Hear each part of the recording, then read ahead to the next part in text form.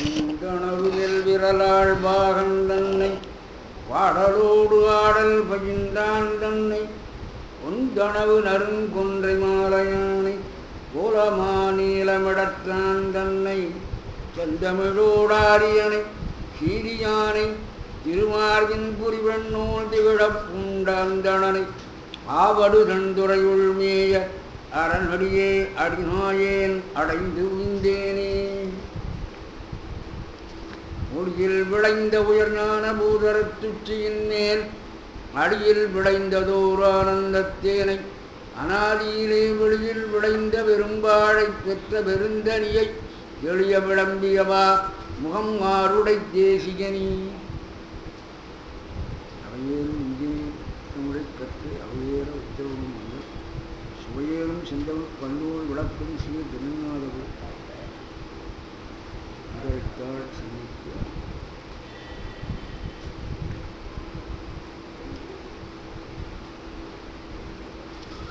ஞான சஞ்சானமாகிய திருவான்மையில் வருந்தீச பெருமானுடைய திருவரும் முன்னிலையில் தேவாசிரிய மண்டபத்தில் ஆண்டுமுழுவதும் தொடர்ந்து சமீட்சக்குள் மிக இடையாக நடத்தி வருகின்ற பிரியாளர்களுக்கும் அவர்களுக்கு துணையாக நிற்கின்ற புரவலர்களுக்கும் ஐயம்பர்கள் அனைவருக்கும் என்னுடைய அன்பார்ந்த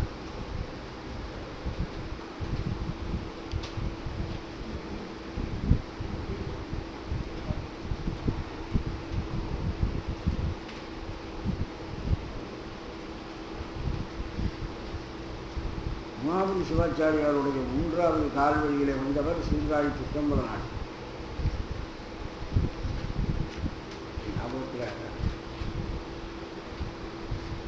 உமாபதி சிவாச்சாரியாருடைய ஞானபுத்திரர் அருள்நமச்சிவாயர். அவருடைய மாணவர் சித்தர் சிவபிரகாசர். இதே அருள்நமச்சிவாயரிடத்தில் உபதேசம் பெற்றவர் தான் பஞ்சாக்கர தேசிக மூர்த்திகள். சித்தர் சிவபிரகாசர், பஞ்சாக்கர தேசிகர். இந்த அருள்நமச்சிவாயரிடத்தில் சிவஞான உபதேசம் பெற்ற மற்றொரு கிளை தான் கங்கை மெய்கண்டார். சீர்காழி கங்கை மெய்கண்டார் என்று அவர்களை சொல்வார். அதனாலே சீர்காழியில் அவர் ரொம்ப காலம் இருந்ததுனாலே அவருக்கு காழி கங்கை மெய்கண்டார்னு ஒரு பேர். அவருடைய மாணவர் தான் சீர்காழி சித்தம்பர நாடுகள் இந்த நூலாசி.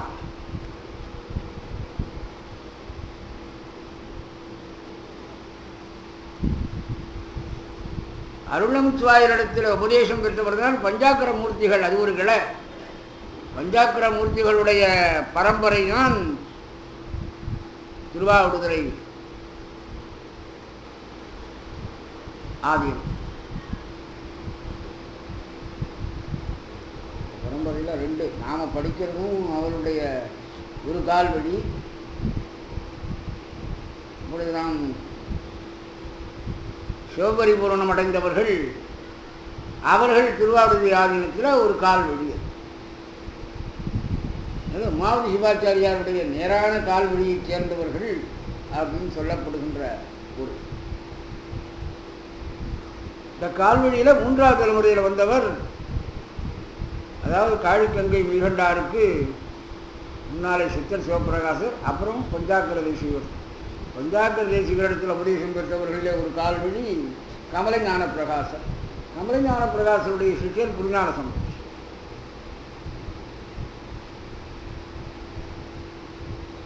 அரிய பணிகளை ஆற்றி ஆதியமும் சமீபத்தில் மறைந்து சிவபரிபூரணம் இருக்கிறார்.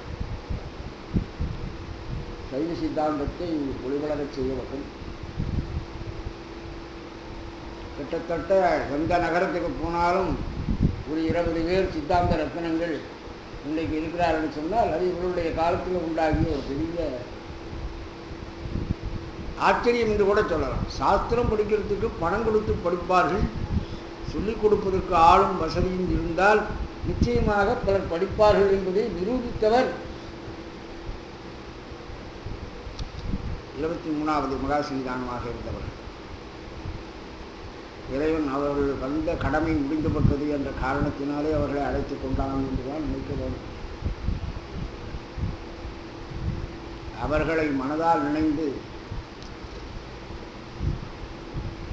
புதிதாக வந்திருக்கிறவர்கள் அவர்களைப் போலவே எல்லா நலன்களும் பெற்றவர்களாக இருந்து மிகச்சிறந்த முறையில் நிர்வாகத்தை செய்வார்கள் என்று இறைவனுடைய அனுகிரகம் அவர்களுக்கு பரிபூர்ணமாக அமைய வேண்டும் என்பதையும் நினைத்து நாம் இந்த நிகழ்ச்சியின் மூலமாக நம்முடைய அனைவருடைய கையறு நிலை என்று இதை சொல்வதற்கு இல்லை. அவர்களெல்லாம் சிவபெரும் மூலம் அடைந்தவர்கள்.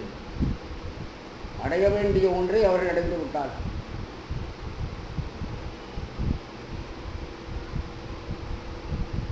இனிமேல் புதிதாக அவர்கள் அடையப் போவது எதுவும் இல்லை.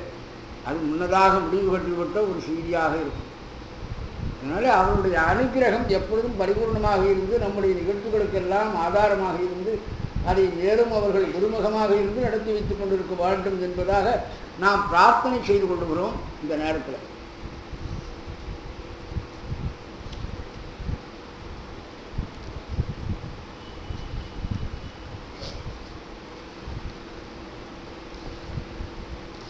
இப்பொழுது நாம்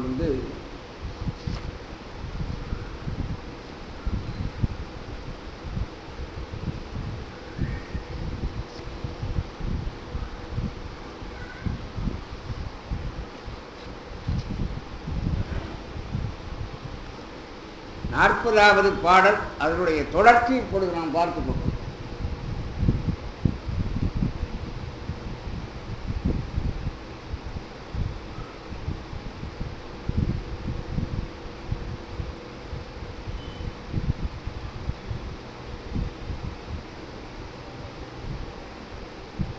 உன்னறிவுக்கு உள்ளே உணர்வாய் ஒழியாத தன் அறிவுதான் உனக்கு தாரகமாய்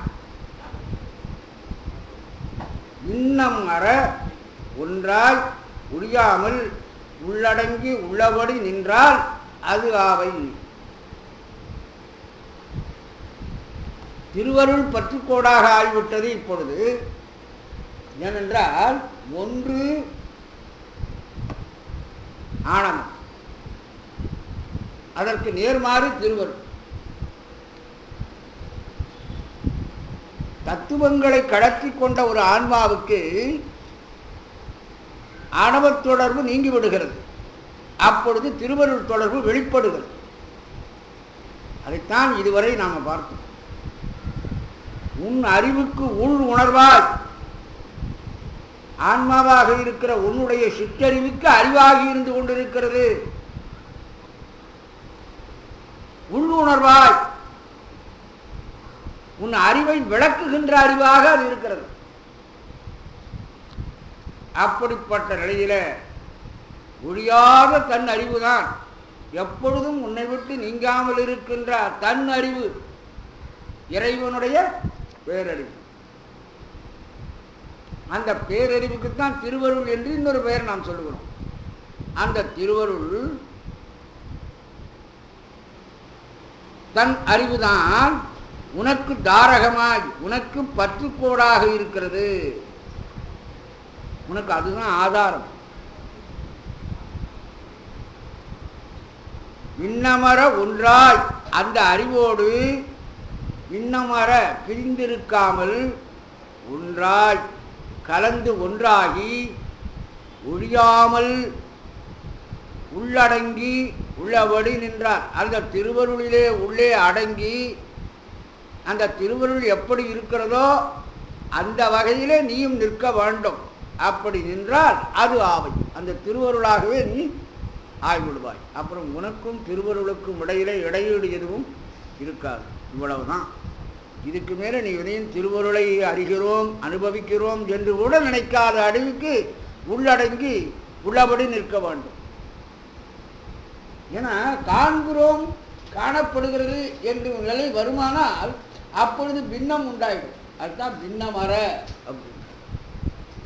அந்த நிலை அங்கே இல்லை.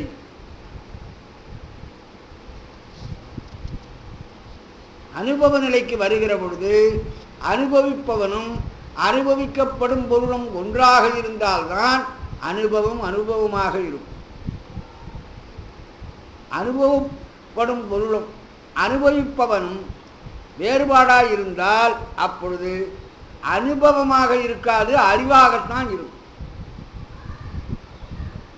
நீ உள்ளடங்கி உள்ளபடி நிற்க வேண்டும் என்று சொல்லுகிறார். அங்கே திருவருள் தான் உனக்கு தாரகம் பற்றுக்கோடு, உன் அறிவுக்கு அறிவாய் உன் அறிவை விளக்கி கொண்டு இருந்தது இந்த திருவருள் தான்.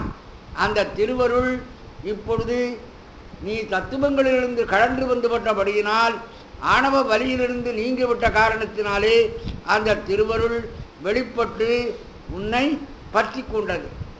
அந்த திருவருளின் மூலமாக நீ அந்த திருவருளுக்குள்ளேயே அடங்கி, திருவருள் வேறாக நாம் திருவருளை அடைந்தோம் அனுபவிக்கிறோம் என்கின்ற உணர்வு இல்லாமல் நின்றால் அந்த திருவருளாகவே நீ ஆய்விடுவாய். அதுக்கு மேலே வேற ஒன்றும் இல்லை. சூரியன் ஒளியும் கண்ணொளியும் கலந்தால்தான் பொருள்களை பார்க்க முடியும் என்று சொன்னால், சூரியன் ஒளியோடு கண்ணொளி கலக்க வேண்டும். ஆனால் இந்த கண்ணொளியானது நாம் சூரியன் ஒளியோடு கலக்கிறோம் என்று அறிவதில்லை. ஆனால் ரெண்டு ஒளியும் ஒன்றாக கலந்து விடுகிறது. கலந்ததினாலே மற்ற பொருள்களெல்லாம் விளங்குகின்றன. அதுபோல ஆன்ம அறிவு தனக்கு பிரகாசமாக இருக்கிற சிவன் அறிவோடு இணைந்து தானது என்னும் வேற்றுமை இல்லாமல் இருக்க வேண்டும். வேறொரு வகையிலையும் சொல்லணும். பாருங்கள், இன்னொரு இடத்துல அடுத்த பாட்டிலும் இடையதான் இச்சை உயிர்க்கு இரங்கல், ஞானம் இசைந்து உணர்த்தல், வச்ச கிரியை வய நடத்தல், நீ நிச்சயமா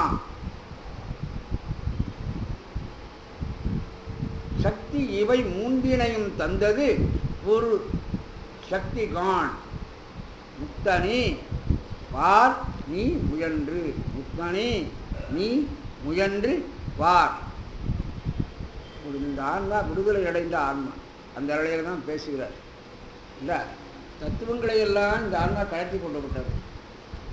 ஆணவ இருட்டையும் இதுதானா இவ்வளவு நாள் என்னை மறைத்து கொண்டு இருந்தது என்று அறிந்து கொண்டு விட்டது. அப்போ இது மேலான அறிவாக நிற்கிறது. திருவருளாகிய அறிவினுள் அடங்கி அந்த அறிவாகவே நிற்கிறது இந்த ஆன்மா. அப்பத்தான் இந்த ஆணவத்தையும் அதால கண்டுபிடிக்க முடிந்திருக்கிறது.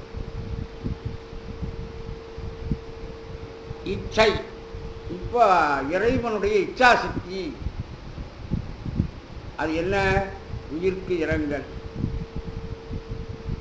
மலத்தொடர்புற்ற ஆன்மாக்களிடத்திலே இறைவன் கொண்ட கருணை, அதுதான் இச்சை. ஐயோ பாவம், இந்த உயிர்கள் இவ்வளவு கஷ்டப்படுகிறது என்று நினைக்கிறானே, அதுதான் இறைவனுடைய இச்சாசக்தி, விருப்பம். இறைவனுக்கு விருப்பம்னா, நமக்கு விருப்பம்னா என்னென்னமோ. இறைவனுக்கு விருப்பம் என்ன? உயிர்களை எப்படியாவது கடை சேர்க்க வேண்டும். இந்த உயிர்கள் துன்பப்படுகிறது என்பதனால் உண்டாகிற கருணை தான் இறைவனுக்கு இச்சை. அதுதான் இச்சை உயிர்க்கு இரங்கல். ஞானம் இசைந்து உணர்த்த. இறைவனுடைய ஞான சக்தி என்பது என்ன? ஆன்மாவை பிரியாமல் ஆன்மாவின் அறிவுக்கு அறிவாக நின்று ஆன்ம அறிவை விளக்கிக் கொண்டிருந்த.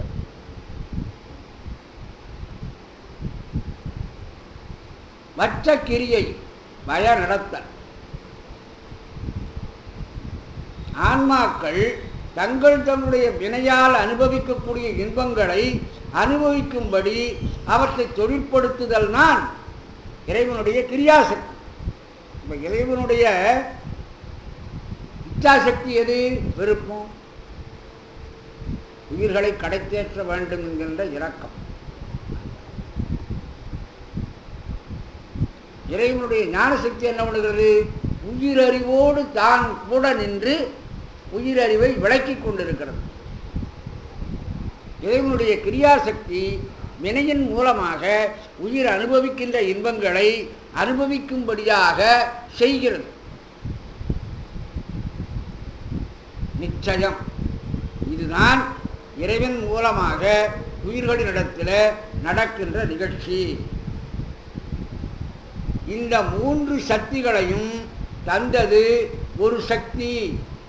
இந்த இச்சாசக்தி, ஞானசக்தி, கிரியாசக்தி, இந்த அந்த 3 சக்திகளையும் தந்தது என்ன? பராசக்தி.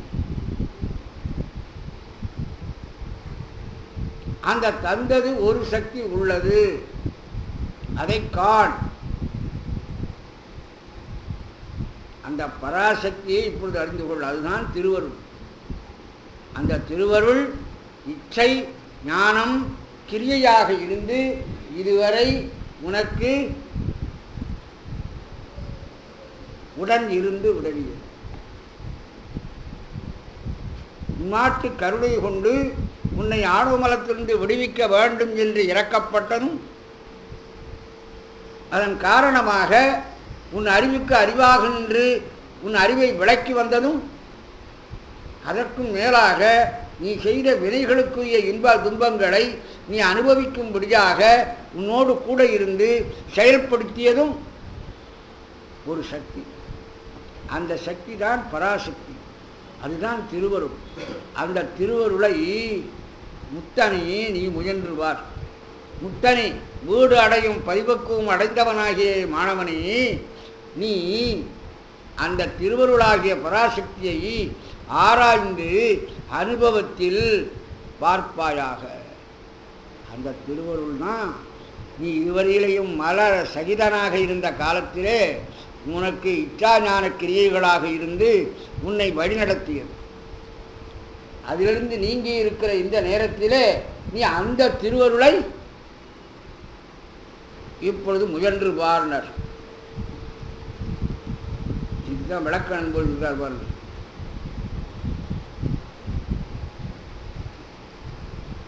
மாணவன் மீது கொண்ட பக்குவம் நோக்கிய அன்பினால் முத்தனே என வெளித்தார். அவனை பார்த்து மாணவனை முத்தன் விடுதலை அடைந்தவனர். ஏன்னா அவனுக்கு பக்குவம் வந்திருக்கிறது என்பதனாலே இதுவரையிலும் சொன்ன மாதிரி அவனை கூப்பிடாமல் முத்தனி பறை தரிசனத்திற்கு தோற்றுவாய் கூறியபடி.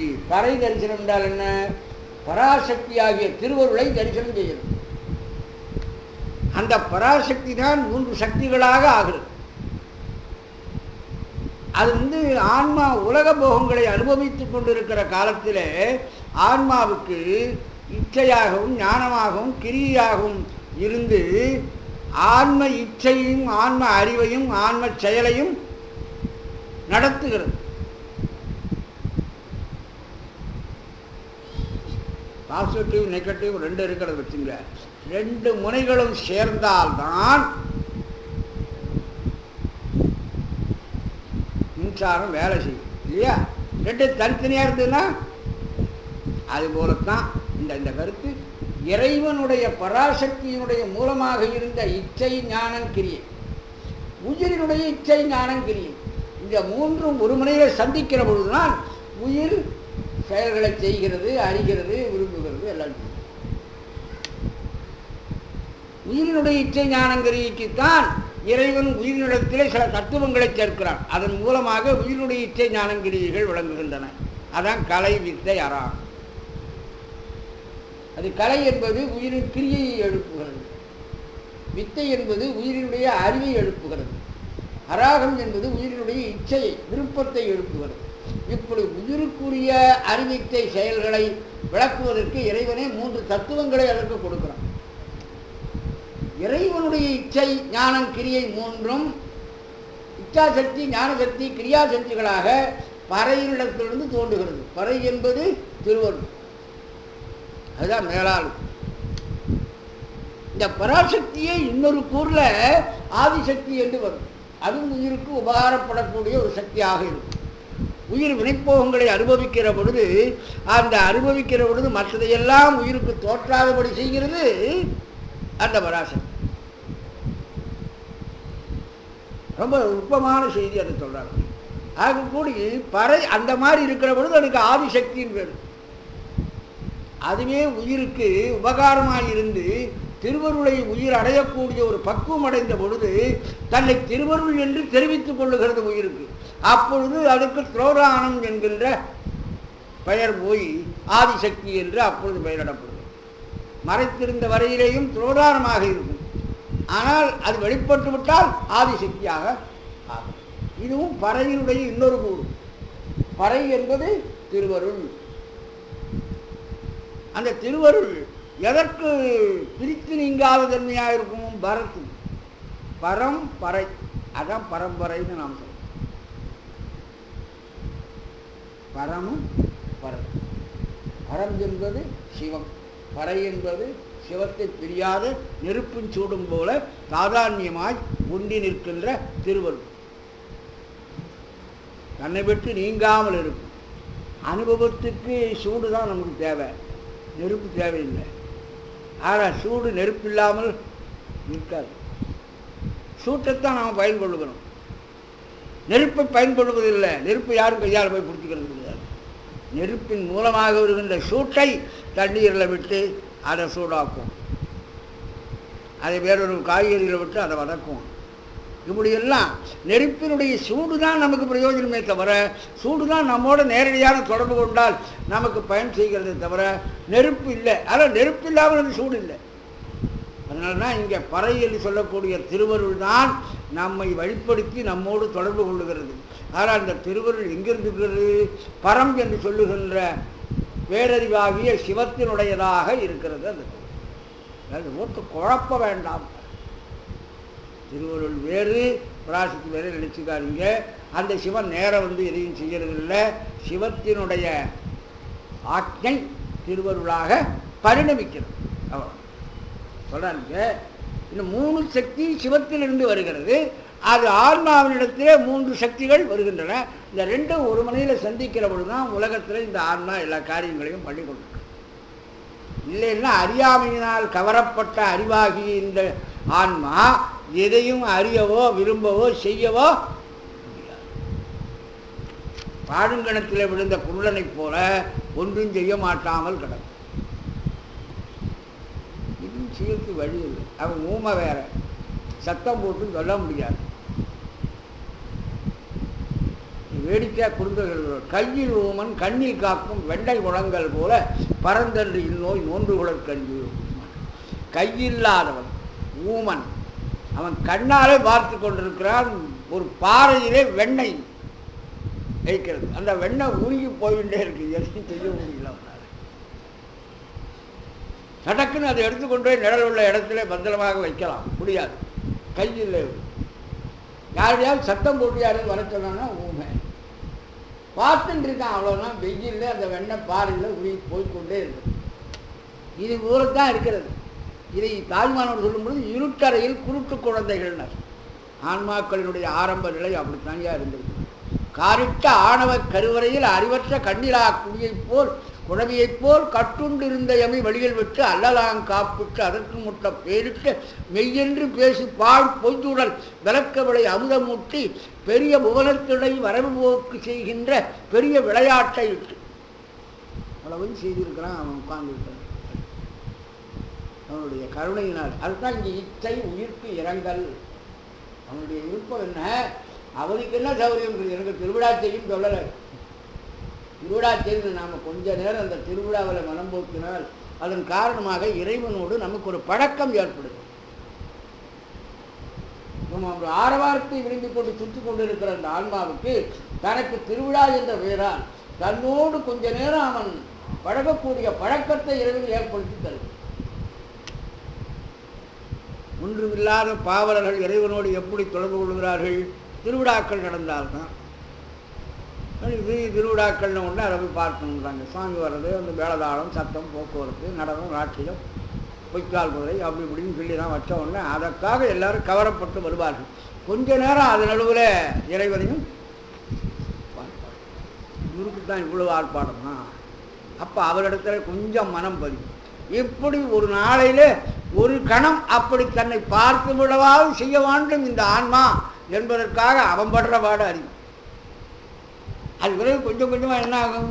கொஞ்சம் கொஞ்சமாக பார்த்த பாடு இந்த திருவிழாவை விட்டு இந்த ஆள் எங்கேருந்து வந்தாருன்னு தோணும். அப்போ மூலஸ்தானத்தை பார்க்கணும்னு நினைப்போம். எருவீதியிலே இந்த உற்சவமூர்த்தியை பார்த்த உட்பாடு இவ்வளவு ஆர்ப்பாட்டத்தோடு இருக்கிறாரே, இத்தனை பேர் இவரை மினக்கட்டு பார்க்கிறார்களே, அப்போ இதுவோ விஷயமில்லாத ஆளிலே இதுவோ முக்கியமான மனிதராக இருக்கிறார். அவர் இருக்கிற மூலஸ்தானம் எது அதை போய் பார்க்கலாம். அப்போலாம் கோவில் வரும். அங்கே வந்து நையாத உலகத்தினரை நினைப்பான் இத்தெருவே ஐயாரியும் உலாப்போந்து அன்று முதல். கோயிலுக்கே போக மாட்டேன், சாமியை பார்க்க மாட்டேன், கடவுள் என்பது உண்டா இல்லையான்னு சொல்லி ஆராய்ச்சி பண்ணி கொண்டிருக்கிறவனை எல்லாம் மனவிறங்கி அவன் தன்னை தேடி வர வேண்டும் என்பதற்காக இவர் புறப்பட்டு வெளியில போய் வீதி வீதியா போய் அங்கங்க வீட்டு வாசல்லையும் நின்று இது இச்சை உயிர்க்கு இரங்கல். உயிர்களின் மாட்டுக்கொண்ட கருணையினாலே அவன் செய்கிற விருப்பம்தான் அவனுடைய விருப்பம் என்பது. அவனுக்கு என்று வேற எந்த விருப்பமும். நாம் இன்னும் பைத்தியகாரத்தமாக போய் எனக்கு இந்த காரியத்தை முடித்து விட்டால் உனக்கு 108 தேங்காயை உடைக்கிறேன், தேங்காயை உடைத்து நீ தான் சட்னி பண்ணிக்க போற, எனக்கு என்ன அதனால ஆகும்? இது ஒண்ணுமே இல்லை. இப்படி சொல்றோம், கடவுளுக்கே லஞ்சம் கொடுக்கலாம் போல இருக்கு. இதெல்லாம் பார்த்து பூதங்கள் 5 புறத்தே நகும்பார். வா, உங்ககிட்ட இருந்து இந்த சிரமத்தையெல்லாம் வேண்டுல, கொஞ்ச நேரம் என் முன்னால நில்லு, நினைச்சு பார். சிந்திப்பறியன சிந்திப்பதற்கு சிறந்து சென்றேன் முந்தி பொழுவன ஐயாவின் அடித்தளமே. சிந்திப்பது அரியன, அது ரொம்ப கஷ்டம். ஆனால் சிந்திப்பதற்கு சிறந்து சென்றேன் முந்தி பொழிவன. அங்கே வந்து நின்று அமைதியா கொஞ்ச நேரம் அப்படி தியானம் பண்ணிட்டா இந்த மாதிரி எல்லா துன்பங்களையும் கழற்றி கொண்டு இங்கே வந்து நிற்கிற போது நமக்கு எவ்வளவு ஆனந்தமாக இருக்கு. அதுவே ஆனந்தம் தான். அதுக்கு மேலே வேற ஒரு இன்பம் நமக்கு கிடைக்க வேண்டிய அவசியம் இல்லை. பாருங்க, மனசில் இருக்கிற பிடுங்கல்கள் எல்லாம் நீங்கி பலவித பிரச்சனைகளும் இல்லாமல் மனசை காலி பண்ணி அதில் சிவபெருமானை உட்கார வச்சுட்டு நாம் உட்கார்ந்தோம்னா நாம் சிவபெருமான் தான் இருக்கும். அதில் இருக்கிற ஆனந்தத்துக்கு உலகத்தில் வேற எங்கேயும் போய் தேட வேண்டிய அவசியமே இல்லை. அதெல்லாம் இதையாவது தேடினால் என்ன ஆகும்? கொஞ்ச நேரம் சந்தோஷமாக இருக்கும், அடுத்த நிமிடம் பெரிய துக்கத்தை வரவழைச்சிடும். இதுதான் மற்ற இன்பங்கள் எல்லாம். இது அப்படி இல்லை. இந்த சாதனையானது திரும்ப திரும்ப இந்த தியானமானது, சிவத்தியானமானது இடையறாமல் மனசுக்கு சந்தோஷத்தை உண்டு பண்ணும். அதுதான் சொல்றாரு. இறைவனுடைய அறிவிச்சை செயல்களும் உயிரினுடைய அறிவிச்சை செயல்களும் ஒன்றாகிற பொழுது உயிர் உலக வாழ்க்கையிலே பிறந்தும் இறந்தும் வருகின்ற வழியை தொடங்குகிறது. இதனாலே உயிருக்கு அறியாமையை நீக்கிக் கொள்வதற்கு ஒரு சந்தர்ப்பம் கொடுக்கப்படுகிறது. ஆணவத்தை போக்கிக் கொள்வதற்கு ஒரு சந்தர்ப்பம் கொடுக்கிறது. ஆணவம் இந்த உயிரை தன்னிடத்தில் அழுத்தி வைத்துக் கொண்டிருக்கிறது. எதையும் செய்ய ஒட்டாமல் என்கிட்டே கடாது. அப்படி இந்த உயிரை இறைவன் என்ன பண்ணுகிறான்? அதிலிருந்து எடுத்து வெளியில விட்டுறோம். வெளியில விட்டால் இது கொஞ்சம் காரியங்களை செய்கிற பொழுது முட்டி மோதுகிற காலத்தில் ஆணவத்தை அகற்றி கொள்ளுகிற சந்தர்ப்பங்கள் வருகிறது. ஆணவம் தன்னை என்ன பாடுபடுத்துகிறது என்பது பிறவியில இருக்கிறவர்களுக்குத்தான் தெரியும். ஆனால் கேவலத்தில் இருக்கிறவர்களுக்கு தெரியாது, சகல நிலையில் இருக்கிறவர்களுக்கு தான் தெரியும். மெல்ல மெல்ல இந்த ஆணவத்தினுடைய பிடிப்பிலிருந்து இந்த ஆன்மா விலகி வெளியேற வேண்டும் என்று துடிக்கிறது. மண்ணை போட்டு புழுவை மறைச்சா அந்த புழு எப்படி கிளம்பி வருகிறது பாருங்க மண்ணுக்குள்ள இருந்து வெளியில. அது கெட்டியான தரையிலிருந்து மேலே வர முடியாது. அப்போ என்ன செய்யணும்? அருளைவன் ஒருவன் மேலே இருக்கிற கெட்டியான தரையில கொஞ்சம் தண்ணியை ஊற்றணும். தண்ணியை ஊற்றின உடனே அந்த கெட்டியா இருக்கிற தரை கொஞ்சம் நெளிந்து கொடுக்கும். அப்போ உள்ள இருக்கிறது எப்படியாவது துடிச்சு வெளியில வரணும். அப்படித்தான் இந்த ஆன்மாவானது ஆணவத்தினால அழுத்தப்பட்டு அறியாமையில் முடிவு கிடக்கின்ற பொழுது கொஞ்சம் அதுக்கு மாயாமலத்தை கூட்டி சகல நிலையில் அதை அனுப்பிச்ச உடனே அது வெளியில வந்து வேலையெல்லாம் செய்யாது. அப்போ அதனுடைய துடிப்பு, அதனுடைய செயல், அதனுடைய விருப்பம் இதெல்லாம் வெளிப்படும். அப்படி வெளிப்படுகிற போது நல்லது கண்டது தெரிந்து கொள்ளக்கூடிய ஒரு வாய்ப்பு. இதுதான் சகல நிலையில இறைவன் அந்த உயிருக்கு கொடுக்கிற ஒரு சந்தர்ப்பம். இந்த சந்தர்ப்பத்தை பயன்படுத்தி இதுக்காக கொடுக்கப்பட்ட இந்த தத்துவங்களையும் கூட தான் என்று கருதாமல், இந்த தத்துவங்களும் நமக்கு ஒரு கருவிகளாகத்தான் இவ்வளவு காலம் இருந்திருக்கிறது. இந்த தத்துவங்களே சதமல்ல, இந்த தத்துவங்களை கொண்டு நாம் கரையேறிவிட வேண்டும் என்கின்றது இந்த ஆன்மா எப்பொழுது புரிந்து கொள்ளுகிறதோ அப்பொழுது மல நீக்கத்துக்கு முயற்சி செய்கின்ற ஆன்மாவாக அது கருதப்படும். அப்பொழுதுதான் மல நீக்கத்துக்கு முயற்சி செய்கிற ஆன்மா. இதுதான் பக்குவராய் உள்ள ஆன்மாக்கள் என்று இங்கு எழுதுவது. இந்த பக்குவராய் உள்ள ஆன்மாக்கள் இந்த முயற்சி செய்ய தொடங்குகின்ற பொழுது என்ன ஆகிறது? இதுவரை இந்த ஆன்மாக்களுக்கு மறைப்பை செய்து உலக அனுபவங்களை அனுபவிக்கும்படியாக செய்து கொண்டு வந்திருந்த அந்த திரோதானம் என்கிற சக்தியானது தன்னை உடனே மாற்றிக்கொள்வது. இவன் பக்குவத்துக்கு வந்து விட்டான், தன் முயற்சியினாலே இவன் ஆணவத்திலிருந்து கடத்தி கொள்ள தயாராக இருக்கிறான். ஆகினாலே இனி இவனுக்கு உலகத்தை காட்டி மயக்க வேண்டிய அவசியம் இல்லை என்று சொல்லி அவனுக்கு எங்குமாயிருக்கின்ற பரிபூரணமான நிறைந்த பேரறிவினுடைய தோற்றத்தை அது நினைவுபடுத்துகிறது. அப்பொழுதுதான் அதுக்கு ஆதிசக்தி என்று பெயரும். சோதானம் ஆதிசக்தியாக மாறிவிட்ட பிற்பாடும் கூட நீ என்ன நினைக்கணும்னா, இது அந்த பறையினுடைய காரியம், இந்த திருவருளுடைய காரியம். அந்த திருவருள் பரத்தை விட்டு நீங்காதது.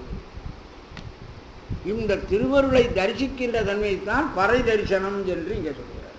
இது பறை தரிசனத்திற்கு தோற்றுவாய் கூறியபடி என்று எழுதின வார்த்தைக்கு விளக்கம் அவ்வளவு. பறை தரிசனத்துக்கு திருவருளை தரிசிக்கணும் இந்த ஆன்மா. பூதப்பழிப்பு முதலிருந்து ஞான தரிசனம் இருவாயாக சொல்லப்பட்ட 13 நிலைகள். இதுவரையிலேயும் இந்த 13 அவதாரங்களை நாம் பார்த்துக்கணும். அவதாரம்னா நிலைதான், 13 நிலை. அப்ப என்ன பண்றது? முதல்ல வார்த்தை சொன்னால் ஐம்பூதங்களே தான் என்று நினைத்தது இந்த ஆன்மா. இந்த ஐம்பூதங்கள் தான் எல்லாம் அப்படின்னு நினைக்கிறது. லோகாயுதனை கேளுங்க, ஐம்பூதங்கள் ஒன்றாச்சு இருக்கிறவங்க ஒரு சக்தி பிறக்கிறது. அதுதான் ஏன் ஆன்மா. இந்த ஐம்பூதங்கள் பிடித்து போனால் அந்த சக்தி போயிடுறது, உயிர் போயிடுது. உயிர்னு ஒரு பொருள் கிடையாது அப்படின்னு இந்த பூதங்களையே நம்பி இருக்கிறவன் அவன். இந்த பூதம்தான் எல்லாம்னு நினைக்கிறான். ஆனால் இங்க என்ன சொல்றார்? பூதப்பழிப்பு என்று அதுதான் நம்ம இருக்கணும். பூதங்கள் எல்லாம் அல்ல,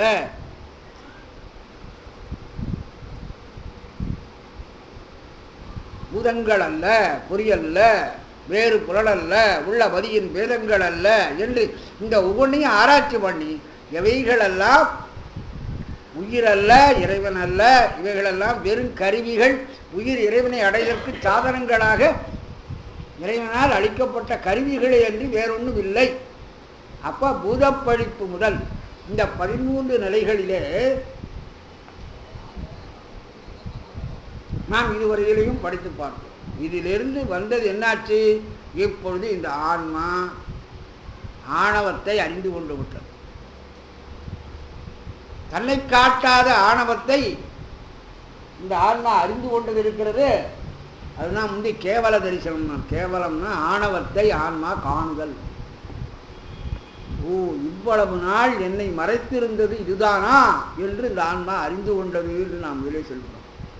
அப்போ அந்த இருள் என்கிற திரை விலகின உடனே ஒளி என்கின்ற அடுத்த நிலை வர வேண்டியதுதானே. அதுதான் வந்தது. திருவருள் தரிசனம் இருக்குது, பறை தரிசனம் உண்டாகும். இதைத்தான் இதுல சாக்கிரம் என்று சொல்லுவோம். சுத்த சாக்கிரம். சாக்கரம், சொப்பனம், சுழுத்தி, துரியம், துரியாதீதம் 5 நிலை சுத்த நிலையில.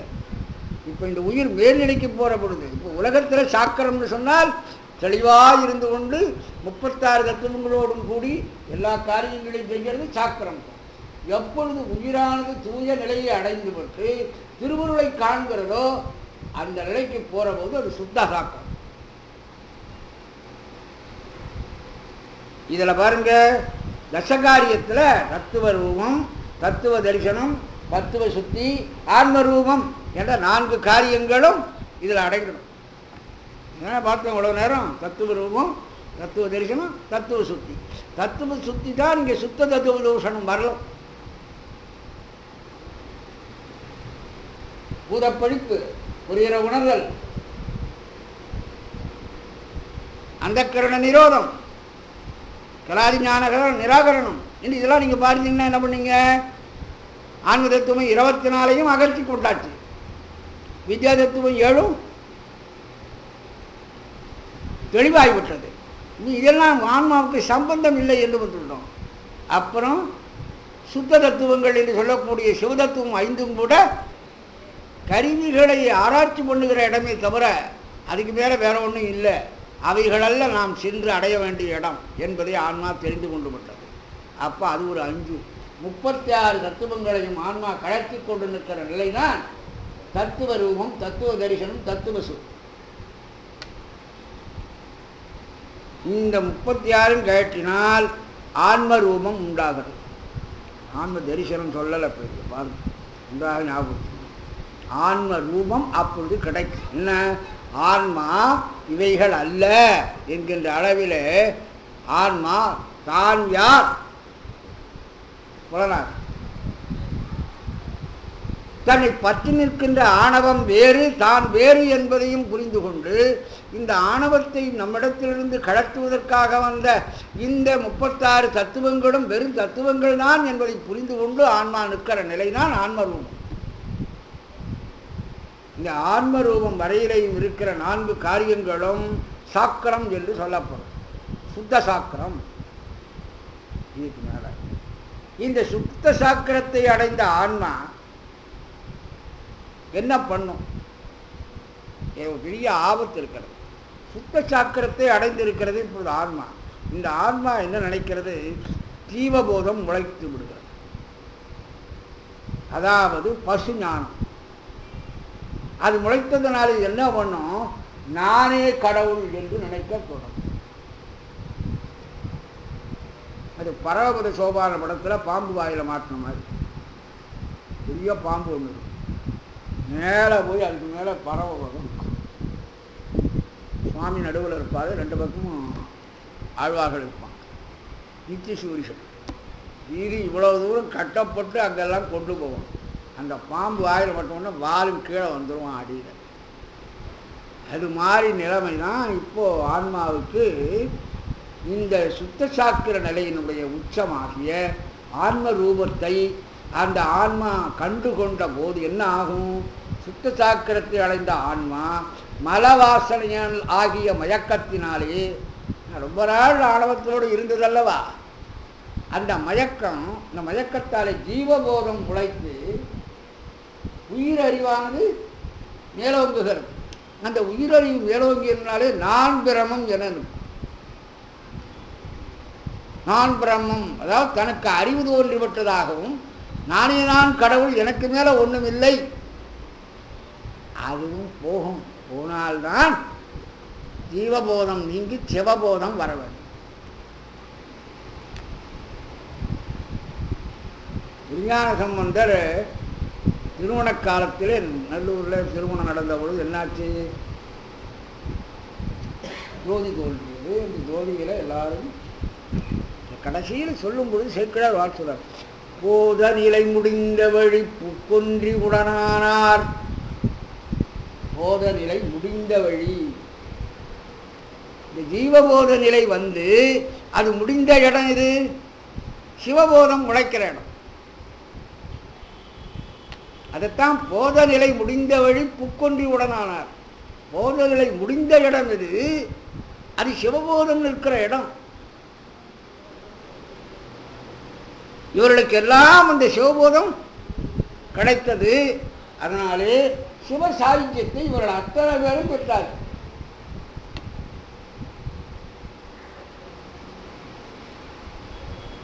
இவ்வளவு காலத்துக்கு இடையில யாரோ சில நல்லுயிர்களுக்கு கிடைக்கும். இவர்களெல்லாம் சைவகிரியா யோகம் பண்ணார்களா, தீட்சை எடுத்தார்களா, சாஸ்திரம் படித்தார்களா? ஒன்றுமே கிடையாது. ஞானி அஞ்ஞானி என ஞானிகளாகவும் இருக்கிறோம், அஞ்ஞானிகளாகவும் இருக்கும். இந்த கல்யாணத்துக்கு வந்து மூலம் அடித்தவங்க என்ன சொல்லி ஞானியா இருக்கலாம், அவ்வளோதான். இதுதான் சொன்னார் அவர். ஞானி அஞ்ஞானி எனல் ஞான சம்பந்தன் எனும் தானி மனப்பந்தற்கு தப்பி உடல் மானிடர்கள். மனிதர்களே, அந்த ஞானம் கல்யாணத்துக்கு போகாத அந்த காலத்தில் பிறந்திருந்தா நாம் அவர் கல்யாண பத்திரிக்கை வாங்கக்கூடிய அளவுக்கு நமக்கு ஏதாவது தகுதி இருந்திருக்குமானால் நிச்சயமாக அந்த கல்யாணத்துக்கு போயிருப்போம். இன்னைக்கு வந்து நாம் இங்கே உட்காந்துருக்க மாட்டோம். நிச்சயமாக ஞானசம்பந்தர் கல்யாணத்தும் போது நாம் பிறக்கலை, இல்லை இல்லைன்னாலும் செஞ்சிருக்கு.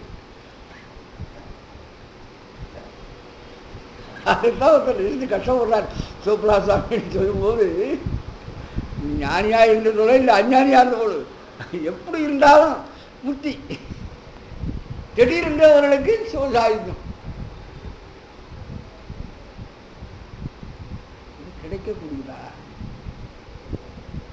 சொன்னது அகிலம் பொம்மபுர ஆதீனத்தில் சிவஞான பாரதி சுவாமி இருக்கிறார். அவர் 2ஆம் பட்டத்தில் இருந்தவர். ஜீவன் முத்தரவர் ஞானி. அவரை பற்றி பாடுறார் சிவபுரார் சுவாமிகள். ஞானி அஞ்ஞானி, ஞானியா அஞ்ஞானியான்ற கேள்விக்கு இடமில்ல. ஞான சம்பந்தன் எனும் தானின்னா தானம் செய்ததில் மிகப்பெரிய தானம். எல்லாருக்கும் முத்தி தானம் செய்தார் இல்லையா? இது எல்லாம் ஏதோ ஆடை தானம் கொடுக்குறாங்க, சாப்பாடு தானம் கொடுக்குறாங்க, கல்வி தானம் கொடுக்குறாங்க, இதெல்லாம் செய்கிறாங்க. சிவ சாகித்யத்தை எல்லாருக்கும் கொடுத்தாரு. அது சொல்றார், ஞான சம்பந்தனும் தானி அவனுடைய மணப்பந்தற்கு தப்பி உழல் மானிடர்கள். அந்த திருமண பந்தலுக்கு தப்பி ஊர்ல சுற்றிட்டு திரிந்த மானிடர்கள். அந்த கல்யாணம் நடக்க தெருவிலே இல்லாம அடுத்த தெருவில் சுற்றிட்டு இருந்தவனை என்ன செய்யுது? இந்த பந்தக்கார கட்டினாலும் கூட போயிட்டான் பரலோகத்துக்கு. அது யாரு? அது கேட்கிறாரு. தப்பி உடல் மானிடர்கள் எல்லாரும் பம்பினோம், எல்லாரும் மொத்தமா வாங்க, நின்ற சிவஞானி பதம் எல்லாம் வழங்குகின்றார். உங்கள் சிவஞானி இருக்கிறாரே இந்த சிவஞான சுவாமிகள், இவர் உங்களுக்கு எல்லா பதவியும் வழங்குகிறார். ஞான சம்பந்தர் இப்படி கூட கிடையாது. எவருக்கு ஆசை இருக்கோ இல்லையோ எல்லாருக்கும் மோட்சத்தை கொடுத்தாரு. ஒருத்தருக்கு இன்னும் கொஞ்ச நாள் உலகத்தில் பெரிய பதவிகளை அனுபவிக்கணும்னு ஆசை இருந்திருக்கிறோம். நீ கவலைப்படாதீங்க, இங்கே சிவஞான பாலி சுவாமி இடத்துல வந்தா உங்களுக்கு என்ன பதவி வேணுமோ அந்த பதவியும் கிடைக்கும். இல்லை ஞான சமுத்திரம் கொடுத்த மாதிரி மோட்சம்தான் வேணும்னா அதுவும் கிடைக்கும் அப்படின்னு சொல்ல வரும்போது சொல்றாரு. அப்போ இந்த சிவசாகித்யம் எந்த இடத்துல வருகிறது? சிவபோதம் அடங்கி சிவபோதம் மேலிடும் பொழுது நடக்கிறது. அதுதான் போத நிலை முடிந்த வழி புக்கொன்றி உடனானார். போத நிலை முடிந்த வழி, இந்த உயிரறிவு என்கின்ற நிலை இருக்கிறது, அது வேணும். ஆன்மா தன்னைத்தானே அகங்கரித்து தானே எல்லாம் என்று நினைக்கின்ற அந்த எல்லையும் கடந்த அடுத்த நிலை அது. அப்ப சிவமே எல்லாம், அதுதான் தனக்கு தாரகம். அந்த சிவத்தால் நான் இதுவரையும் நாம் விளங்கிக் கொண்டோம் எல்லாவற்றையும். இப்பொழுதும் சிவம் அன்றி எனக்கு ஏதும் தாரகம் இல்லை, பற்றுக்கோடு இல்லை என்று இந்த ஆன்மா நினைக்கணும். அதுதான் சொல்றாரு. ஜீவபோதம் உழைத்து நான் பிரமம் என நிற்கும். இந்த காரணத்தால் இந்த சாக்கரம் போத நிலை என்று அழைக்கப்படும். இந்த போத நிலை முடிந்த வழி இவருக்கு இல்லை, ஞானசமுந்தருக்கு சொல்லலை. அது சில பேர் அப்படி அர்த்தம் கொண்டுட்டாங்க. போதநிலை முடிந்த வழி புக்கொண்டு உடனானார்னு உடனே அந்த போதநிலை முடிந்த வழினார். ஞான சம்பந்தருக்கு போதநிலை முடிந்த வழி இல்லை, இவர்களெல்லாம் போனவர்களெல்லாம் போதநிலை முடிந்த வழி. ஏன் அந்த நேரம் என்ன இப்படி நினைச்சு கொண்டிருப்பார்கள்? ஞான சம்பந்தரை போல ஒரு மகா ஞானியினுடைய திருமணத்துக்கு வந்தவர்கள் வேற விஷயங்களையாவது நினைத்திருப்பாங்க. எல்லாருடைய மனசிலேயும் ஞான சம்பந்தன் என்கிற நினைப்பு தான் இருக்கு. அப்போ வேற எந்த விதமான உலக வாசனையும் அவர்களுக்கு இருக்கிறதுக்கு இல்லை. அப்போ அவருடைய ஜீவபோதம் முடிஞ்சு போய் சிவஞான போதம் தான் அவரிடத்துல இருக்கு. அதுதான் போதநிலை முடிந்த வழி என்று மற்றவர்களுக்கு சொன்னார். ஞான சம்பந்தருக்கு எப்பொழுது அவர் திருமுலைப்பால் கொடுத்து ஆட்கொண்டாரோ அப்பொழுதே அவருக்கு ஜீவபோதம் போய் சிவபோதத்தில் சிவத்தியானபரராக இருக்கிறார். அதனாலே ஒரு இடத்துல சொன்னார், ஒரு ஞான சம்பந்தர் நடந்து வருகிறது காலம் பொழுது அவருடைய தந்தையார் மனம் பொறுக்காமல் அவரை தூக்கி தோளின் மேலே வைத்துக் கொள்கிறார். மற்றவர்கள் தோளின் மேலே வைத்துக் கொண்டால் என்ன ஆகும்? குழந்தையினுடைய 2 காலம் கொடுத்தும் இல்லைன்னா இந்த தோளில் வச்சுப்பாங்க, 2 காலம் ஒன்றா சேர்ந்து கொடுத்து தாதவி செந்தாமரையினகவிதழ் போல் சீரடிகள் தரவின் மீது போதுவதும் வேறொருவர் பொறுப்பதும் புற அன்பு புரிந்த சிந்தை மாதவர்தாம். அது தரையில் நடக்கிறது மனசுக்கு பொறுக்கலையா அவங்க அப்பாவுக்கு. வேற ஒருத்தர் தூக்கிக்கிறதும் அவருக்கு விருப்பம் இல்லையா, தானே தூக்கிக்கணும்னு நினைக்கிறாராம் தந்தையார் சோபாலருக்கு. தடியை கொண்டு புயலின் மேல் வைத்துக் கொள்ள பிடரியிலே ஞான சம்பந்தரை தூக்கி உட்கார வச்சுக்கிட்டார். 2.5 வயசு குழந்தை 3 வயசு குழந்தையை கொண்டு வந்து தோளில் வச்சுக்கிட்டார். அவருக்கு இவருடைய திருவடி அங்க படுது இல்லையா? அவர் யார்? தந்தையார். சிவபாத இருதயர், சிவபாதம் படுகின்ற இருதயத்தை உடையவர் இல்லையா? அப்ப அவர் இடையறாமல் சிவபெருமானுடைய திருவடியை நினைச்சென்றிருக்கிறவர் அவர். அதனால தானே அவருக்கு இந்த பிள்ளையை கொடுத்தாரு. யாருக்கு பிள்ளையை கொடுக்கறது, யாருக்கு எந்த மாதிரி பிள்ளையை கொடுக்கணும்? பணக்காரனுக்கு அந்த பண ஆசை பிடிச்ச ஒரு பிள்ளையை கொடுத்தா தான் திருப்தியாக இருக்கும். நம்ம பிள்ளை இதெல்லாம் வேணாம், உனக்கு உன் சொத்தரியே வச்சுக்கான்னு சொல்கிற பிள்ளையா இருந்ததுன்னா அவன் எவ்வளோ வருஷம் விடுவான்? உனக்காக இத்தனை கோடியை சம்பாதிச்சு வச்சுடா, எல்லாத்தையும் விட்டு அப்படின்வான். யாருக்கு எந்த பிள்ளையை கொடுக்கணும்? அவர் கேட்டது பிள்ளையை வச்சுட்டு விளையாடணும்னு நினைக்கிறார். நினைவறிய பரசமயம் நிராகரித்து நீராக்கும் புனைமனுப்பும் காதலடை பெறப்போற்றும் தலைந்தார். சமண பௌத்த சமயங்களை எல்லாம் போக்கி அந்த இடங்களெல்லாம் திருநீட்டு நெறியை வாழ்விக்கக்கூடிய ஒரு உத்தம புத்திரனாகிய ஒருத்தர் ஞான புத்திரனை எனக்கு தர வேண்டும்னு கேட்டார். அப்படி இருக்கிறவருக்கு கொடுத்த காரணத்தினாலே இவர் சிவபாத இருதயம், எப்பவும் சிவனடி வரவா சிந்தையர். மேலே தூக்கி தோளில் வச்சுக்கொண்டு ஞாபகம் இருந்தது. இதயத்துக்கு நேராக அவருடைய கால் படுகிறதும், அதுக்காக என்ன பண்ணார்? அவர் சிவபெருமானாக ஆயிட்டாராம். இப்போ பாருங்க, சிவபாத இருதயர் உள்ளே சிவபாத இருதயரவர் இப்பொழுது புறம்பேயும் சிவபாத இருதயராக ஆயிட்டார். ஞான சம்பந்தருடைய 2 தெளிவுகளும் சிவபாதங்களாக. ஏன்? சிவோகம் பாவனையினாரே அவர் சிவபெருமானும் தானும் வேறு இல்லாமல் ஆகிவிட்டார்.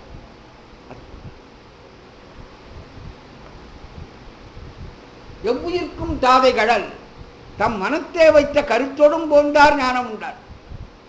எல்லா உயிர்களுக்கும் தந்தையாக இருக்கக்கூடிய அம்மையப்பராகிய சிவபெருமானுடைய திருவடிகளை தம்முடைய மனத்தில் இடையறாமல் தியானம் பண்ணி கொண்டிருக்கிறாராம். அதனால என்ன ஆச்சு? ஞான சம்பந்தரே சிவமாயிட்டார்.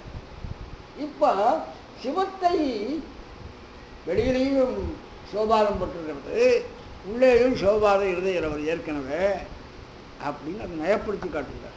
இவர் இப்பொழுது பால் குடித்தாரோ, எப்பொழுது பதிகம் பெருவழியை தொடங்கினாரோ அப்பொழுதே அவர் போத நிலை முடிந்த வழியில் இருக்கிறவர். அதையெல்லாம் தாண்டி போய் வந்து விட்டார். அவரை போய் இப்பொழுதுதான் போத நிலை முடிஞ்சதுன்னு சொன்னால் என்ன அர்த்தமாகும்? அதனால்தான் அவர் தான் செய்கிற காரியங்கள் எல்லாம் எனதுரை தனதுரையாகன்றார். இது என்னுடைய வார்த்தை அல்ல, அவர் செய்கிறான், நாங்கள் செய்கிறோம். சுவாமியை கேட்போம், அவருக்கு என்ன விருப்பம் அவர் செய்கிறார். அது செய்யறதுக்கே நான் கருவி, நான் ஒரு ஸ்பீக்கர் தான், வேற ஒன்றும் இல்லைன்னாரு. இதை விட சாதாரணமாக இருக்கிறவங்க ஒருத்தவங்க நானே பார்க்குறேன், நான் தான் சொல்கிறேன், நான் தான் செய்கிறேன்றான். ஆனால் அவருன்னு சொல்லுவார், நான் வெறும் ஸ்பீக்கர். அவர் என்ன உள்ளேருந்து பேசுகிறாரோ அது இது நாவுக்கரசர் ஞானசம்பந்தர் வார்த்தைகளிலேயே அவர் சொல்வார். உள்நின்ற நாவுக்கு உரையாடியம் வார்த்தை, அப்பரடிக்கிற வார்த்தை. குருகாம் வைரமாம் கூறுமாளாம் அப்படின்ற பாசுரம் திருத்தாண்டகத்தில் உள்ளின்ற நாவுக்கு உரையாடிக்கணும். உள்ளே நின்ற நாக்கு இருக்கிறது அடிகேடுன்வார் அருணகிரியார்.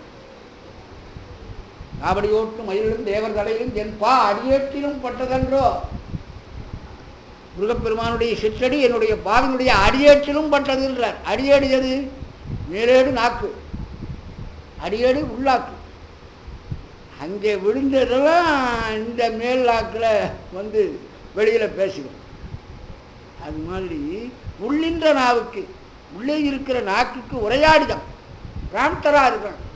அவன் உள்ளேருந்து ஊகின்னு இருக்கான். ராமாவில் எல்லாம் வசனம் பேசுவான், நடிக்கிறான், மறந்துடும். அப்போ போய் பத்தப்பான்னு முடிக்கூடாது. ஆடியன்ஸ் எல்லாம் கேள்வி பண்ணுறோம். என்ன பண்ணுறான்? பின்னால் ஒருத்தன் திரைக்கு பின்னால் இருந்துக்கிட்டு இவன் பேசுகிற போதே கூடவே இவன் சரியாகவே பேசிட்டு இருக்கிற போதும் அவன் பேசிகிட்டே இருப்பான். அவனுக்கு கேட்டுகிட்டே இருக்கும். அவன் எங்கேயாவது கண்டினியூவேஷன் விட்டு போச்சுன்னு சொன்னால் தொடர்ச்சி பண்ணிப்பான். அவனுக்கு தான் பிராம்டர்னு பேர், உரையாடி. அவன் கரெக்டாக வேலை செய்யணும். அவங்க விட்டான்னா இவங்க விட்டான்னா வேடிக்கையாக போய். பிராம்டருடைய வேலை ரொம்ப கடுமையானது. மாதிரி இறைவன் உள்நாட்டிலே இருந்து கொண்டு பேசிக்கொண்டிருக்கிறார். அந்த விஷயத்தை நான் வெளியே சொல்லுகிறேன், அவ்வளவுதான்றார் அப்பரடியார். உள்ளின்ற நாவுக்கு உரையாடியான், என்னுடைய உள்நாக்குக்கு அவன் பிராம்டரா இருந்து சொல்லிக்கொண்டே இருக்கிறான். அவன் என்ன சொல்றானோ அதுதான் நான் சொல்றேன். இதெல்லாம் என்னுடைய வார்த்தைன்னு நீங்க நினைச்சுக்காதீங்க. நான் உதைக்கும் வார்த்தையெல்லாம் நாயகந்தன் வார்த்தை. அற்புதா சொல்லலை, ரத்தனம் சொன்னது. நான் உரைக்கும் வார்த்தையெல்லாம் நாயகந்தன் வார்த்தை. நம்ம பேசினா நான் அதை ரிப்பீட் பண்ணுறேன், அவ்வளோ, வேற ஒன்று. இளம்பையங்கோட்டோட திருப்பதிகம் முழுக்கையும் ஒவ்வொரு பாட்டிலையும் எனதுரை தனதுரையாகின்ற வார்த்தையை திரும்ப திரும்ப சொன்னார் ஞானசம்பந்தர். அதுதான் இங்கே நல்லா அழகாக இருக்கார். பரசமயங்களாம் ஆய தீது அகற்ற திருவதாரம் செய்தவருடைய திருஞான சம்பந்தமூர்த்தி சுவாமிகள் பாருங்க அந்த போட்டோம். அதாவது 40வது பக்கம் 46வது பக்கத்தில் கீழே கடைசி பாடம். இப்போத நிலையாகிய சுத்த சாக்கிரத்து அதீதத்தை, சிவபோத நிலை என்பது சுத்த சாக்கிரத்தில் துரியாதீதம், அந்த நிலையில் இருக்கிறவர். சுத்த சாக்கிரம் இல்லை அவர் இருக்கிற நிலை. சுத்த சாக்கிரத்திலே வரக்கூடிய துரியாதீதம் இருக்கிறது அந்த அதீதத்திலே. அது சாக்கிரத்தை அதீதத்தை புரிந்தவர்கள் இவர்கள் சர்வசங்க நிவர்த்தி வந்த தபோதனர்கள். சாக்கிரத்தில் அதீதத்தை புரிந்தவர்கள் ஞானிகள் பேர பெரும்பாலோர் அப்படித்தான். சாக்கிரத்தில் இருக்கிற பொழுது துரியாதீத நிலையில் இருப்பார்கள். நம்மோட பார்த்து பேசிக்கொண்டிருப்பார்கள். ஆனால் உள்ள இறைவனுக்கு அவர்களுக்கும் நேரடியான ஒரு லிங்க் இருக்கும். இதனால்தான் அவர்கள் ஞானிகள் என்ற நிலையிலே அறியப்படுகிறார்கள். நான் பல முறை அந்த அடையாளங்களை சொல்லியிருக்கேன். ஞானிகளுடைய கண் பார்வையிலே நம்முடைய உருவம் விடாது. கிட்டக்க உட்கார்ந்துருந்து பார்த்தோம்னா தெரியும் ஞானிகளா இல்லையான்றது சுலபமாக தெரியும். கண் பார்வையில் இருக்கிற அந்த பாவையில் நம்முடைய உருவம் விழுந்தால்தான் நான் இன்னார் என்பதை அவர்கள் சொல்ல முடியும். இதற்கு ஒருத்தர் நம்முடைய கண்ணில் கருமணியில் இருக்கிற அந்த கண்ணாடியில் அவருடைய உருவம் நமக்கு அப்போ இது கழுதை, இது குதிரை, இது மனுஷன், இன்னார் பேரு அப்படின்லாம் எல்லாத்தையும் சொல்ல முடியும். ஆனால் ஞானிகளுடைய கண்ணில் இருக்கிறத ஒரு சுடர் மாதிரி இருக்கும், பிரகாசமாக இருக்கும். அந்த இடத்துல லைட் மாதிரி நம்ம உருவம் விடாது. அதனால என்ன ஆகும், அவர்களுக்கு எப்பொழுதும் சிவப்பிரகாசம் இருந்து கொண்டிருக்கிறது. பக்கத்தில் உட்காந்து பேசினா ராம் சுரத்குமார் சுவாமிஜி கிட்ட அதை பார்த்துருக்கோம். அவருடைய கண்ணில் நுழைந்து பார்த்தோம்னா நெருப்பு மாதிரி அந்த சின்ன ஒளி. அப்படி ஞானிகளுடைய பார்வையில். ஆனால் ரமண மகர்ஷியை நான் தரிசனம் பண்ண காலத்தில் எனக்கு இந்த ஞானமெல்லாம் கிடையாது. இப்போ நான் 11 வயசில் பார்த்தேன். ஆனால் அவர்களை அப்பொழுது பார்த்திருந்தால் அந்த ஞான நிலையில் அவர்களுடைய கண்ணு எப்படி இருந்திருக்குன்றதை தெரிஞ்சுக்கலாம். ஆனால் இவரிடத்தில் நான் நேராக பார்த்தேன். அதே காட்சி காஞ்சி மகாபெரியவரிடத்துலையும் பார்த்தேன். ஒரு ஆச்சரியமான சம்பவம். ஏன்னா நீங்கள் அந்த கண் பார்வையில் இருக்கக்கூடிய வித்தியாசம், அந்த படம் உங்கள் படம் விடறதுனால தான் ஜாதி தெரியுது. விடலைன்னு என்னாச்சு, எல்லாம் ஒன்றாக தெரியும், எல்லாம் பரபிரமமாக தெரியும். காடுகின்ற உருளெல்லாம் நீயாதல். அதனால ஞானிகளினுடைய நிலை சாக்கிரத்திலே துரியாதீதத்திலே அவர்கள் இருக்கிறார்கள். அதைத்தான் சிவஞான சித்தியாரில் சொன்னார்.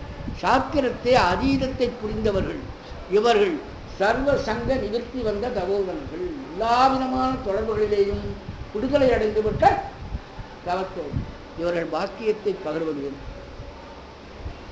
இவர்கள் முடிக்கவித்து அரசாண்டாலும் இவர்களுக்கு ராஜ்யம்ன்றதுல ஒரு ஆசையோ பற்றோ இருக்காது. அப்பொழுதும் இறைவன் அடியை விட்டு அகலமாட்டார்கள். நாம் படிக்கிறோம், சுந்தரமுசாமிகள் பரவினாச்சியாரோடு என்ன செய்து கொண்டு இருந்தார் அப்படின்னு ஒரு பாட்டு சொன்னார். என்னாவல் ஒரு மன்னன் என்று ஆரம்பிக்க அந்த பாட்டை வச்சிருந்தார். பொன்னாரும் உலகங்கள் புணர்வுடைய சாராக பன்னாலும் பயில் யோகம் பரம்பரையால் விரும்பினார். என்னமோ வாழ்க்கை நடத்துறாருன்னு நினைச்சிட்டு இருக்கீங்க. அந்த வாழ்க்கைக்கு 2 வருஷம் போறாது.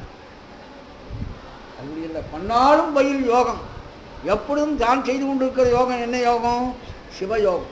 அந்த சிவயோகத்தை பரம்பரையால், அதுக்கு ஒரு சார்பு பரவினாச்சியாரை தவிர அவர் பரவினாச்சியாரை அனுபவித்தார் என்று சொல்லலை. இவரை சார்பாக கொண்டு அவர் சிவயோகத்தை மேலும் செய்தார். அதைத்தான் மைதுனத்தில் உலகத்தில் வியாபாரம் பண்ணி கொண்டிருப்பார்கள். ஆனாலும் அவருடைய மனம் பூரா சிவ யோகத்தில் இருந்து.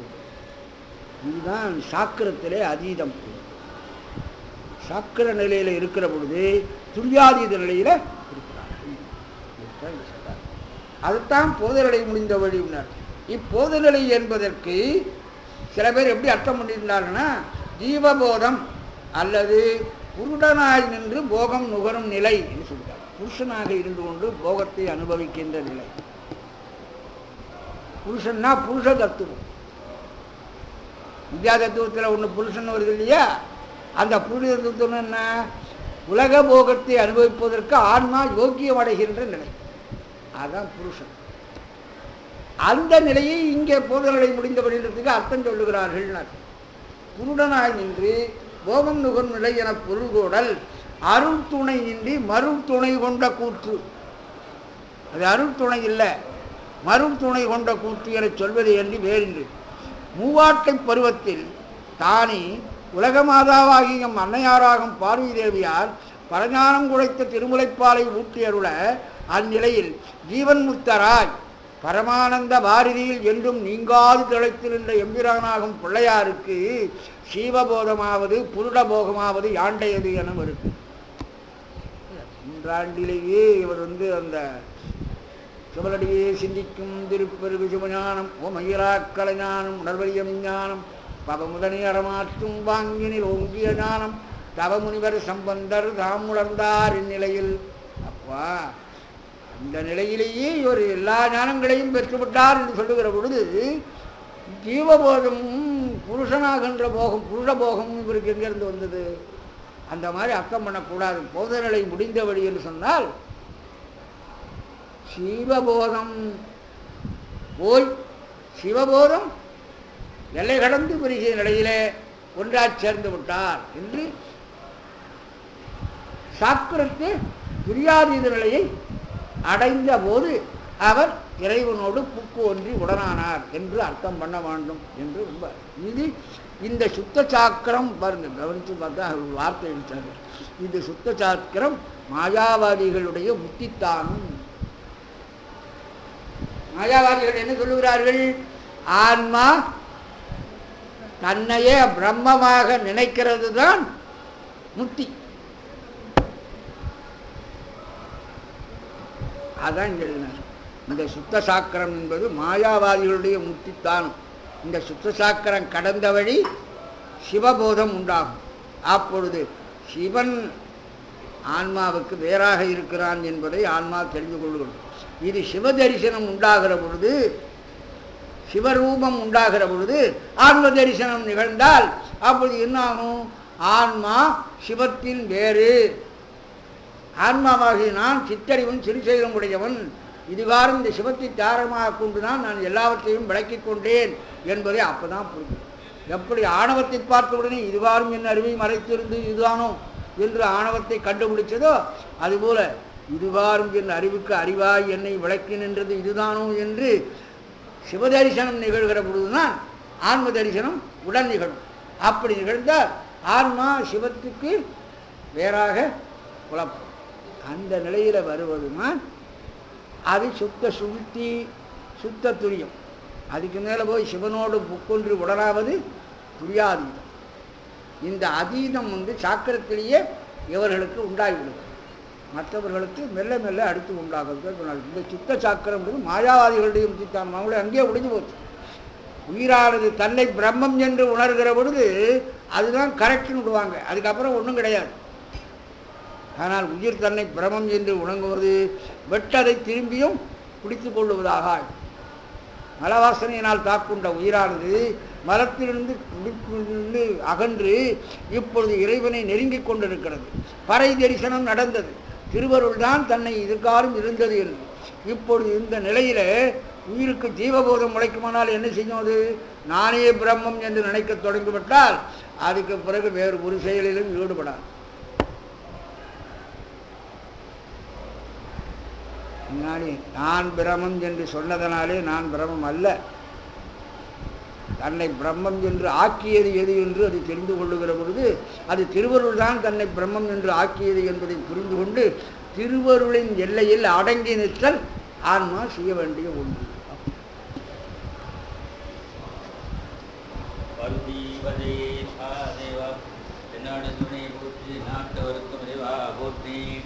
மற்றவர்கள் உண்ணும் கனியே போற்றி, வளரடைந்தார் செல்லும் கதியே போற்றி, மற்றவர்கள் காரமுதமானாய் போற்றி, அல்ல நெருத்தடியேனே ஆண்டாய் போற்றி, மற்றொரு பில்லா மைந்தா போற்றி, வானவர்கள் போற்றும் மருந்தே போற்றி, மற்றவரும் பெருமதித்த சிவனே போற்றி, திருமூலட்டானனே போற்றி போற்றி.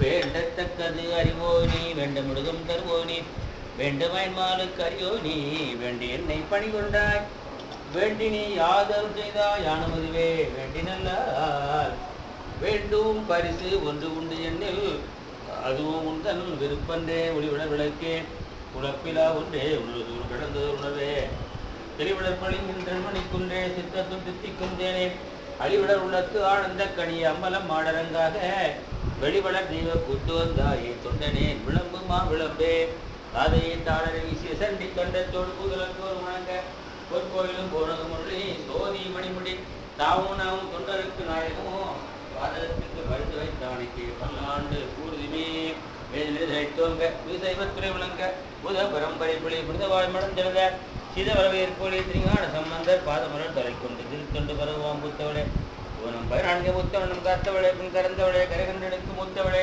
என்று மூவா மூந்தரை கிளையவளே மாத்தவளே உன்னை என்று மற்றோர் தெய்வம் தீப்பதை உருவாய் அருவாய் உளதாய் இளதாய் மறுவாய் மலராய் மணியாய் ஒளியாய் கருவாய் வீராய் கதியாய் விதியாய் குருவாய் வருவாய் அருள்வாய் புகனே மான்மிகில் வலாது பெய்க மணிவலம் சுரக்க மன்னன் கோன்முறை அரசு செய்க குறைவிலாது உயிர்கள் வாழ்க நான் மறையரங்கள் ஓங்க நற்றவம் வெள்ளி மல்க மேன்மைகள் சைவ நீதி விளங்குக உலகமெல்லாம் மேன்மைகள் சைவ நீதி விளங்குக உலகமெல்லாம்